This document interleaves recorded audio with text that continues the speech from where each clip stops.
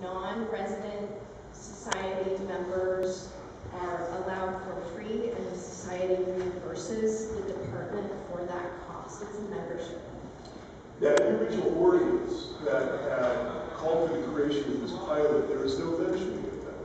And so I'm trying to understand, and I had asked the controller some time ago for some understanding of how that was adjusted in that relationship with the Botanical Society to be able to then comp back to the city the fee for their residents, non-residents that were using it. So can you explain to me procedurally how that's done?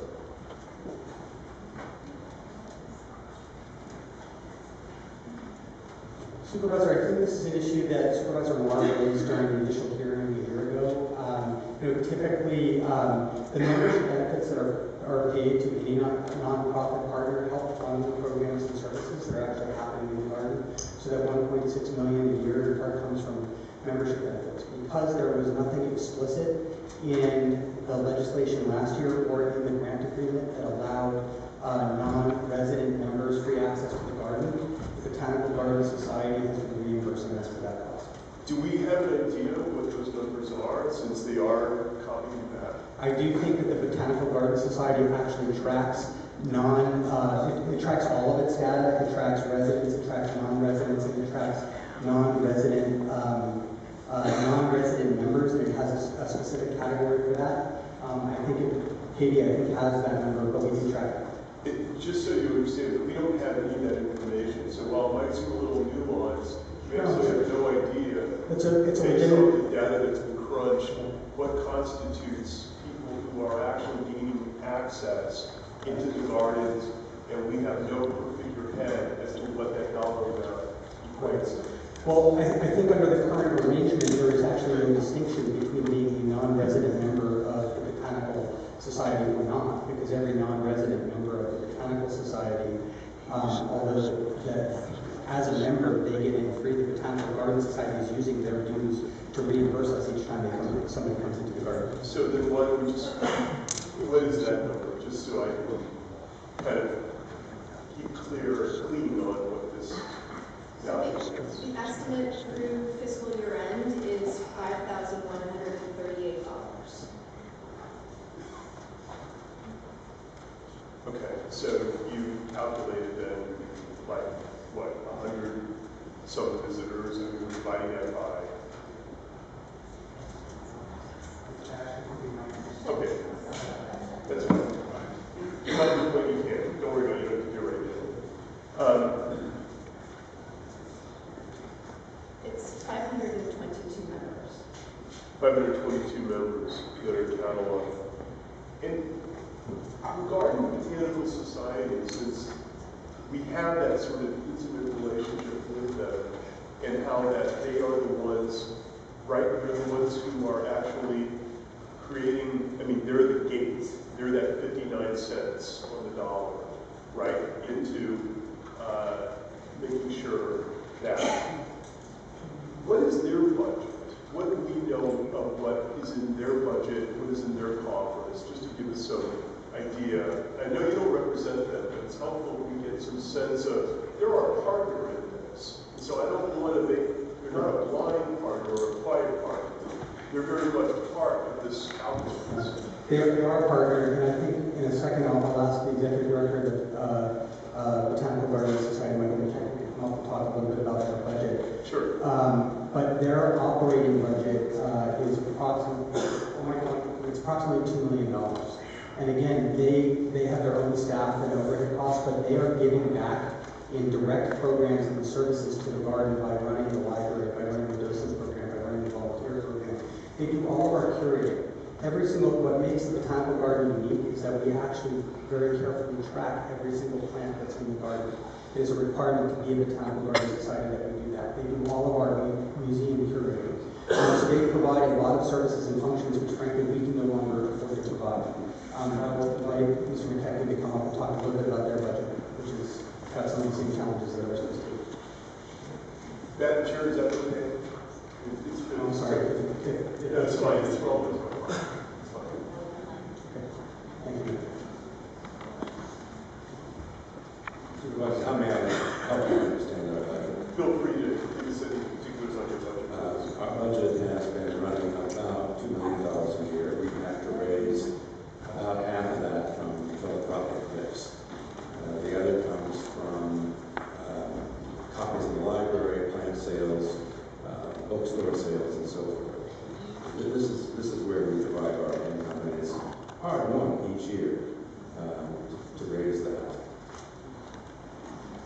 Okay, your memberships registered at how many last year when this subject came up, and where are they right now? Memberships last year were about 2,500.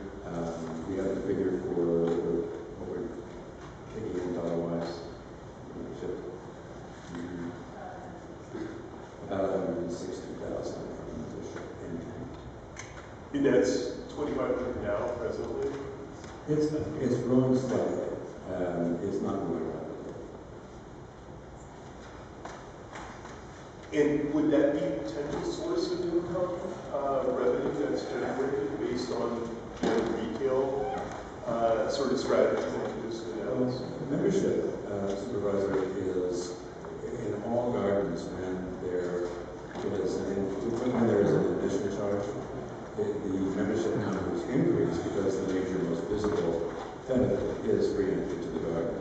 The fact that we do not have local residents admission means that there's much less incentive for local residents to become members. So it's a much harder sell. And we work very hard to maintain membership. They are extremely important to us as a base of donors for other programs. And so we spend a fair amount of money and a fair amount of smart work trying to make it grow or to maintain it. And so that membership drive is not targeted to locals. That is what it is. Oh, no, it is. It's just that it is more difficult to gain membership when there is no incentive for membership. And you have a $2 million operating budget. What do you have actually that is your expenditures, non-expenditures? What is in your budget right now? We have no data in front of us. So that's why I'm asking. So we were glad to provide that if you were to get the point. Approximately half of our costs, like most nonprofits, are staff costs.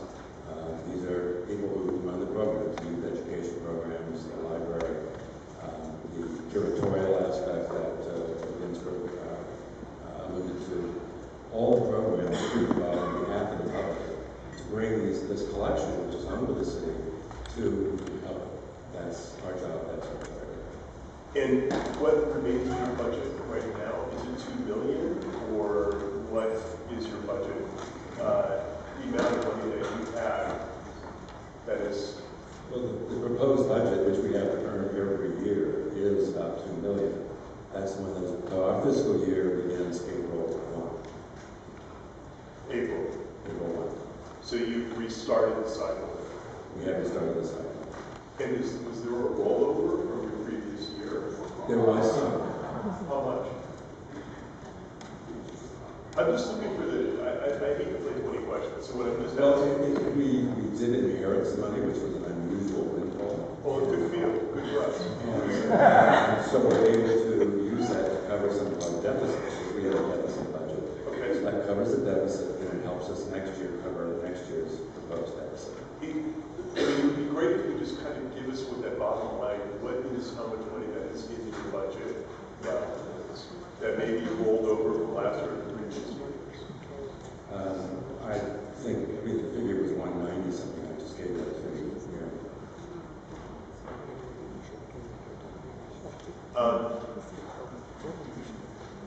Is there going to be a need to adjust the ordinance that directs the question of non-residents, members, to be able to gain access? I wanted just to come back around to that, just so that this is kind of kept on the up and up, that's all.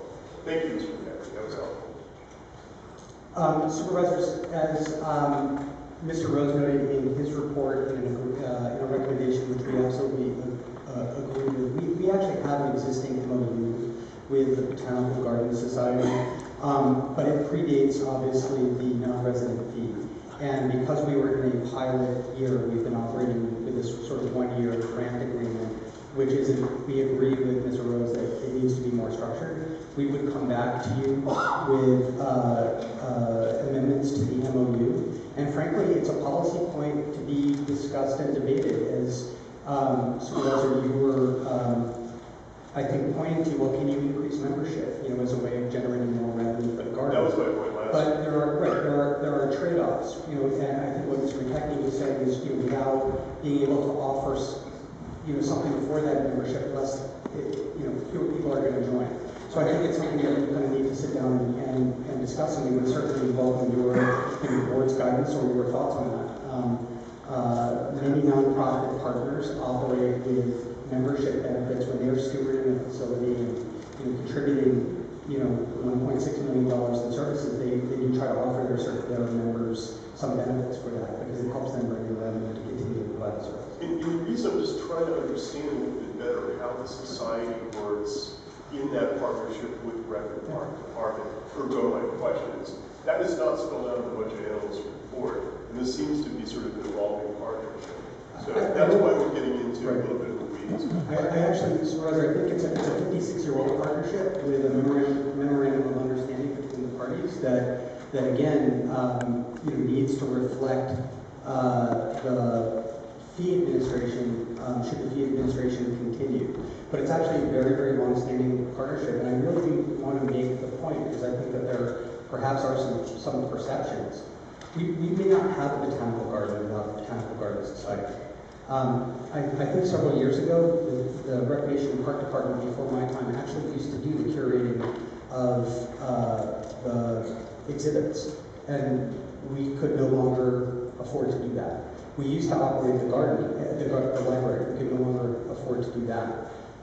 The Garden Society provides a lot of support for maintenance activities in the garden. So what they do is actually a net plus for the city. It's not. It shouldn't be viewed mysteriously or suspiciously or conspiratorially. It's not. Okay. But the fact is that despite a warm relationship that you've had, this particular construct is relatively new, which is exactly why we're all here.